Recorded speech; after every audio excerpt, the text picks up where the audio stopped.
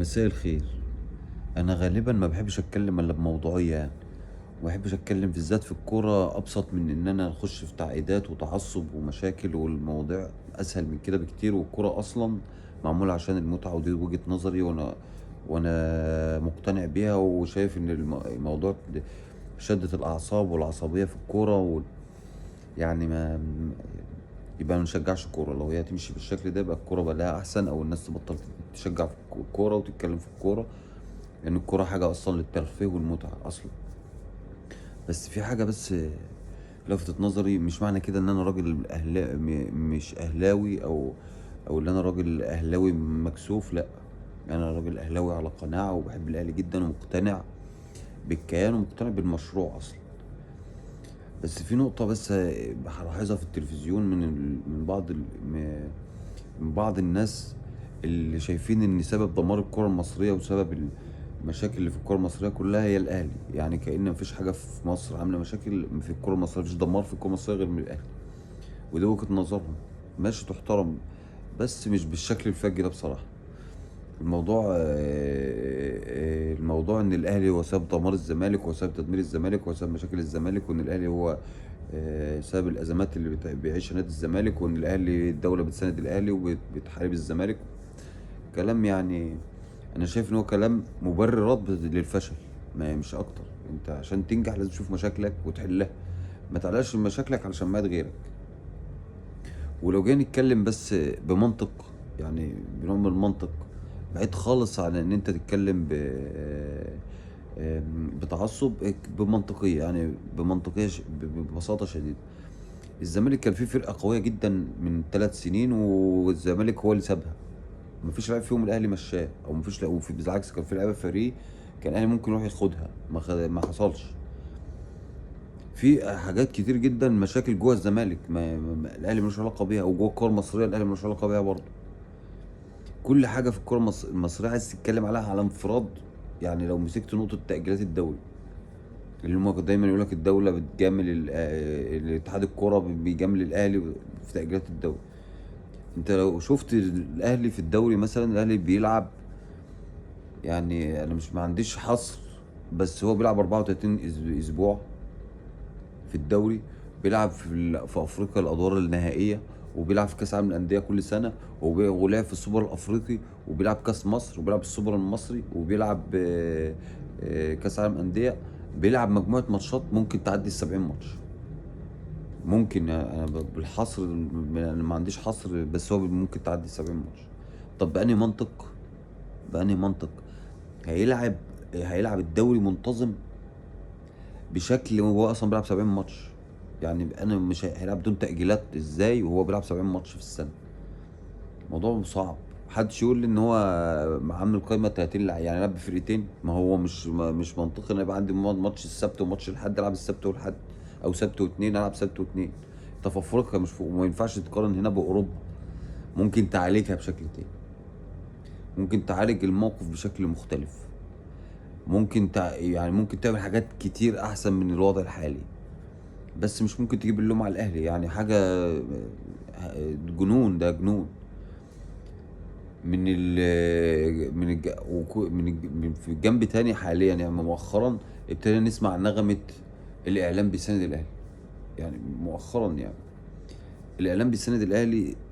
ما فيش شك ان الاهلي ليه ظهير اعلامي، ده بحكم الجماهيريه، وبحكم الطبيعه العادي ان النادي الجماهيري بيبقى ليه ظهير اعلامي، ده حاجه طبيعيه. لكن الزمالك ايضا ليه ظهير اعلامي قوي.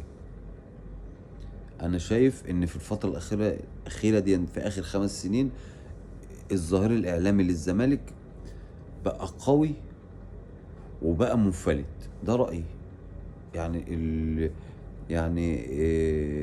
الواجهات، يعني الناس الزملكاويه اللي معروفين في الاعلام كلهم منفلتين جدا. وبالعكس انت بتشوف ناس زملكاويه في الاعلام بيشتموا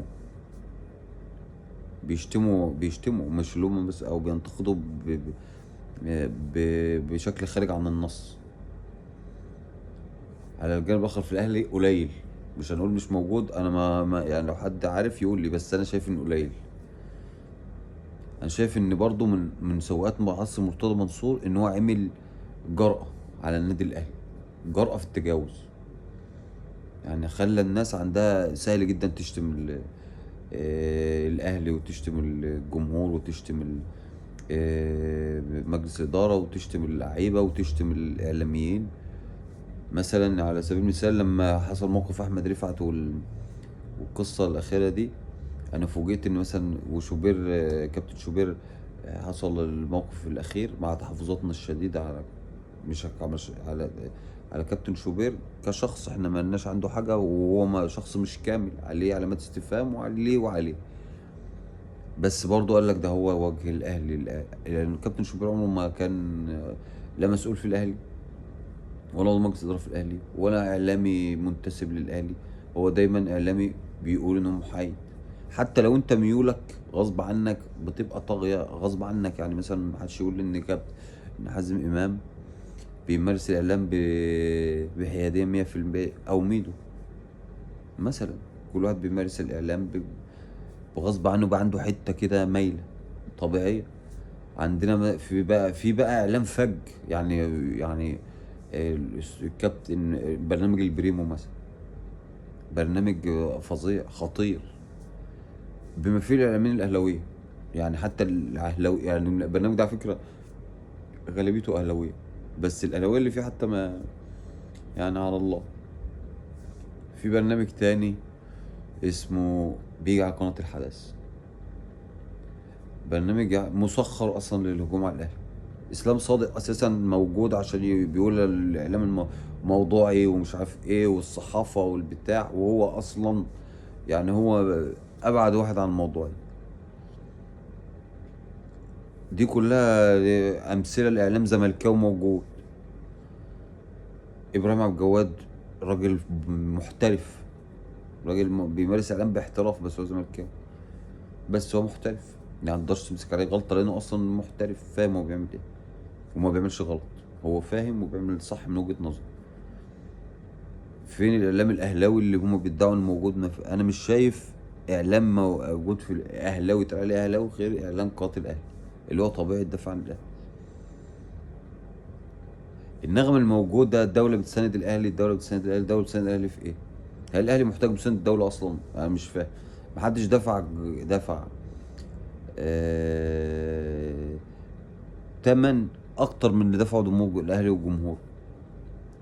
مش عايزين نخش في تفاصيل بس عشان الكلام معروف ومش مجاله. بس هو الاهلي نادي زي اي نادي، ولكنه عنده قوة من اصلا من المؤسسة ماشية صح، والمؤسسة بتعرف اللوائح، وبتعرف تحافظ على حقوقها، وبتعرف تجيب حقوقها، وبتعرف تدور على حقوقها.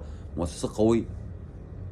انت عندك مشاكل تخص الاستقرار، وتخص ضعف المؤسسة، وضعف المؤسسة مش النادي، يعني ضعف التكوين بتاع المؤسسة نفسه. مش مؤسسة الزمالك كنادي مبني على دايما شخوص بقاله فترة. طبعا شخص ممكن العصر اللي احنا فيه ده يعني بداية نور للزملكاوية، انه يتبنى صح، انه يتنفذ صح، انه يبقى فيه سيستم، وفي نادي، وفي مجلس اداره، وفي قرار جماعي. الكلام ده في الزمالك كان غايب بقاله سنين. طبعا ووضع في الزمالك كان سيء. كان سيء على المستوى الاخلاقي، وكان سيء على المستوى الرياضي، وكان سيء كان سيء جدا. مش مسؤوليتي ان وكان بيدخل الانتخابات كل سنه كانت بتجيب نفس الناس ونفس الطريقه ونفس الاسلوب. مش مشكلة الأهلي إن أنت كده، مش مشكلة الأهلي خالص. أنت عندك مشكلة عالجها. الأهلي ماشي صح، يفضل ماشي صح. الأهلي مش قوي، مش جامد عشان خاطر الدولة بدها يتشارك، جامد عشان هو لازم يبقى جامد، عشان خاطر لازم يحافظ على حقوقه، عشان خاطر في لوائح هو عارف اللوائح كويس. فاللي بيطبق اللوائح ما يقدرش ما يطبقهاش على الأهلي، لأنه لو ما طبقهاش على الأهلي هيعملوا مشكلة. الاهلي كويس لانه جامد، لانه عارف امتى بياخد القرار. لان مثلا قرار الانسحاب الزمالك كان قرار متهور في وقت غريب. يعني انت ما ينفعش تيجي قبل ماتش الزمالك وتقول انا منسحب، ومنسحب لاخر الدوري، وتنسحب ماتش الزمالك الكلام عن الاهلي، وبعدين تلعب الماتش اللي بعده ايا كان السبب. قرار متهور ووقته غريب، وهيمس هيبة النادي وهيمس شكلك ويبقى شكلك وحش، حتى لو في الحقيقة انت فعلا عندك منطق وعندك وجهة نظر، وانا معاك في وجهة نظرك. بس اهم حاجة التوقيت. الاهلي والناس عارفة بتعمل، عارفة ازاي بتختار التوقيت. لما قال لك الاهلي قال مش عارف ماتش الالومنيوم، كان فيه لائحة، مش لائحة حطها الاتحاد المصري، ماتش رسمي في كاس مصر، وفي معسكر وفي اجنده دوليه، يبقى ما فيش لعيب هيطلع من المعسكر الا من النادي غير في الاجنده الدوليه. ما دام ليك اكتر من 2 لعيبه في المنتخبات ما ينفعش تاجل ماتش رسمي. فالاهلي استخدم حقه. المنتخب الاولمبي الاهلي ما وداش لعيبته لانه استخدم حقه. مش مشكلة ان اللي انت عامل الدوري 12 سنة، مش مشكلتي انا 20 سنة دوري بيتلعب، وانا مش مشكلتي. ما ينفعش في وقت زي ده في عز منافسة الدوري ابعد احسن 2 عندي اوديهم يلعبوا مع منتخب اولمبي، حتى لو المصلحة العامة بتقول ان هم يروحوا. بس انا راجل مسؤول، وهحاسب من قدام الجماهير وقدام اعضاء الجمعية العمومية على النادي ده. ان قوة الاهلي ما بتجيش، ضعف الزمالك منه وقوة الاهلي منه. لا قوة الاهلي، لا الاهلي الدولة بتسنده ولا الزمالك الدولة ضده. هو الزمالك مش محتاج حد يكون ضده، هو ضد نفسه. الزمالك طبعا كيان كبير ونادي كبير ونادي عظيم وكل حاجة، ولكن عنده مشاكل فظيعة. حتى عنده مشاكل في، يعني انا اسف بس طريقة تشجيع النادي ولازم العقلية بتاعت ان ده انا مظلوم، وان الدولة بتساند زي الاهلي، وان الدولة ضد الزمالك وانا مقهور ومفيش الكلام ده. الكلام ده قضى. مفيش حد بيقوله ولا انت اصلا. لازم تبقى عارف ان مفيش نادي في العالم بيقول الكلام ده غيرك. يعني بايرن ميونخ بياخد الدوري 20 سنة ورا بعض، وفي نادي ياخدها مرة، ما تجيش بروسيا دورتموند تقول الدولة بتساند بايرن ميونخ. انت عندك مشكلة عالجها. لو الاهلي خد حق من بتاعك دي مشكلتك، انا هنمشي ان الاهلي بياخد حقك. انت نادي هو نادي، انت عندك ظهير جماهيري وعندك ظهير جماهيري، انت عندك امكانيات وعنده امكانيات. لو هو الاهلي فعلا جه على حقك يبقى دي مشكلتك، انت اللي ضعيف مش قادر تحمي حقوقك. لو انت متصور ان الدولة بتساند الاهلي لان عشان خاطر ترضي الشعب ده كلام ما هو الزملكاويه شعب برضه من ضمن الشعب. الا لو انت شايف ان انت اقليه، ده موضوع تاني برضه. يعني انت هتقول لك لا ده احنا اقليه مش عارف إيه. لا انت بتقولش انت اقليه، انت بتقول انت قد الاهلي، الجمهور قد جمهور الاهلي. المفروض الموضوع تتكلم فيها بشكل منطقي وموضوعي.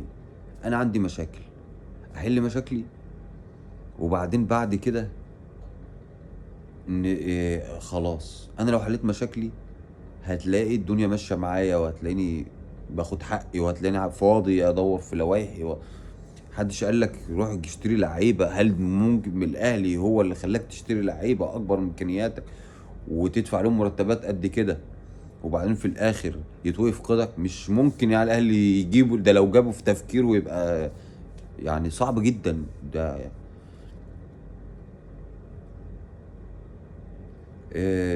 ده دايما النجاح صعب، والاستمرار في النجاح اصعب، والفشل سهل، ووضع مبررات في الفشل اسهل. يعني عشان اوضع مبررات ان انا فاشل او فشلي اسهل. لو شفت الناجح بيعمل ايه عملت زيه مش عيب. بس طول ما انا مفكر ان انا ازاي اكسره او اشكك في انجازاته، واشكك في انجازاته وفي طموحه وفي رسالته وفي تاريخه وفي جمهوره، هو هيفضل ماشي وانا هفضل مكاني. شكرا ليكم، واتمنى محدش يزعل مني. ده في النهايه دي كوره، وكل واحد بيحاول يدافع عن النادي بتاعه بالشكل اللي هو شايفه صح واللي شايفه منطقي. وليلتكم سعيدة.